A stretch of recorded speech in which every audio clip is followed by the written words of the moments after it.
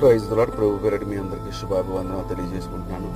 ఈ దినము దేవునికి వాగ్దానం చూసుకున్నట్లయితే కీర్తన గ్రంథము 94వ అధ్యాయము 14వ వచనంలో చూసుకుంటే, యెహోవా తన ప్రజలను ఎడబాయువాడు కాడు, తన స్వాస్థ్యమును విడనాడువాడు కాడు అని దేవునికి లేఖనం సెలవిస్తుంది.